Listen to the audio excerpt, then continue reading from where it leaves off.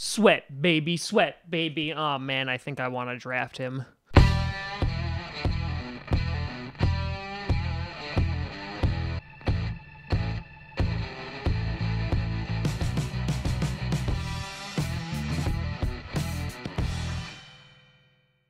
Crossy Posse Packer Nation. Welcome to episode of Packcast, the podcast where you have to be a Packers fan. But it sure does help. I am your host, Tom Grossi. Thank you so much for tuning in. And today we are going to take a look at pass rusher extraordinaire and combine darling extraordinaire, Montez Sweat. Before we get to that, I want to do a big shout out and thank you to all our patrons over at patreon.com/TomGrossiComedy. Check that out for some cool rewards and to support me, a big thank you. Now, I'm not going to lie. So, what I was able to do this past Sunday is I was actually able to record 3 episodes. I was able to do the DK Metcalf one, the Devin Bush one, and then the Montez Sweat one. And every day I've been coming home after work, and I've been editing them, putting them all together, putting some final touches on them, and uploading them so they're ready for the next morning. So I was able to do that for Monday and Tuesday. Right now, it's Tuesday, because I actually recorded the Sweat episode where I wasn't super duper high on him. And I was watching it back, and I was looking at his tape a little bit further. I think I like Montez Sweat a lot. And I think I was getting him, if I'm not... And if I'm being honest, I think I could totally see us picking him up at 12. And I think he could be really good for this team. But let's go through it bit by bit. So we talked about DK Metcalf earlier in the week and how he was a combine darling. And Sweat, his prospect also went up dramatically because of the combine. Ran a 4.4 140-yard dash, which is a record for a defensive lineman. Again, it's good that he's showing off that speed, but there's never going to be a time where a D lineman is going to be able or is going to need to run 40 yards unless there's a blown tackle. 21 bench reps, 703 cone drill, 429 shuttle. At 6'6", 260, could put on a little bit of weight, which I would imagine the Packers would move him to outside linebacker, considering they're running a 3-4. Montez Sweat didn't do anything in 2014, 2015, just like a game out of those 2 years. In 2016, he was actually suspended for undisclosed reasons.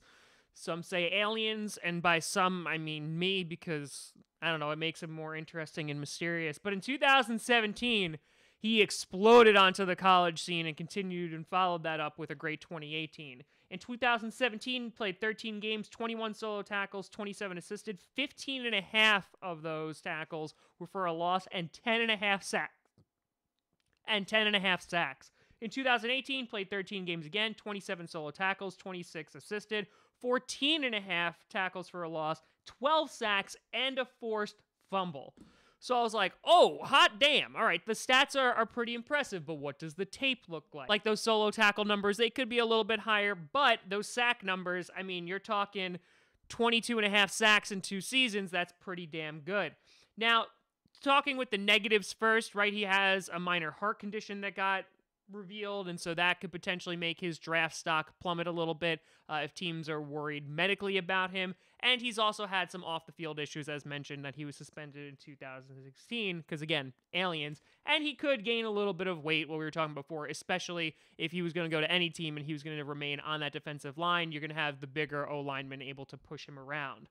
But looking at his tape, he's definitely a raw talent, and he can improve in some areas. He could use a little bit more finesse. He could use a little bit more technique. And there are some instances where he is getting pushed to the outside, that speed is actually working against him, because the O-lineman is able to just push him back off of his mark, and before he's able to get back inside or work through the inside, the ball has already left the quarterback's hands. But what I was more impressed with is how he could actually shed those blockers, considering his weight at 260 and, you know, his frame is a bit lanky, that he's able to get off those blockers and get to the ball carrier. That's what impressed me time and time again. The guy has great pursuit. He's super duper athletic. And so while I think that these like finesse moves and he could use some work with his hands, that all could be coached, right? I think just looking at him and his raw talent, he's more than just a big-bodied guy at 6'6". I think the fact that he has those long arms, he's stronger than what his reps indicate because he's able to use his body the most efficient way and able to get to the ball carrier. Now, the only mild concern that I do have with him is considering that he's used to playing in that edge rusher position, is that if we stand him up. Now, the Packers obviously have a need at outside linebacker considering they just lost Clay Matthews. And, while they did sign, obviously, some new pass rushers, this kind of guy, I think with the tangibles that he has and the tape that he is submitted, I'm actually kind of high on Montez Sweat, and I gotta say, I really wasn't anticipating on that. Like, the video was going to be a little bit more critical of his skills originally, but I felt like I just wasn't doing it justice, and it wasn't really reflective once I sat on it and kind of digested it a little bit more. So the fact that he's able to shed those blockers, he's good in pursuit, he's able to get to the quarterback, and he wraps him up. He's disruptive in the run game and obviously in the pass game, putting up these big sack numbers. I think absolutely the Green Bay Packers could take him at number 12. I've seen actually Sweat's name kind of associated with the Lions a bit, but if there's QB mania and they're taking a bunch of QBs within the top 5-10, he could fall down to us. Now, again, I wouldn't rank him higher than an Ed Oliver, right? But if you had to choose between TJ Hawkinson and Montez Sweat, that's where things get a little bit more tricky for me. I honestly don't know who you would pick at this point. I like Hawkinson because he's able to do both the passing threat and also blocking. But Montez Sweat, while needs some work, needs a little bit, obviously raw in some aspects, I think he could be a really good addition to this team and could be really a force in that backfield. But let me know what you think down in the comments below. Am I crazy to think that we should get Montez Sweat? You can always find me at TomGrossiComedy.com, TOMGOSI Comedy, at Tom Grossi Comedy on all the social medias and stuff that you see down below. Check out podcasts on SoundCloud, iTunes, Google Play Music, and of course here on YouTube 5 times a week. But thank you so much for watching. I'm Tom Grossi. And as always, go Pack Go.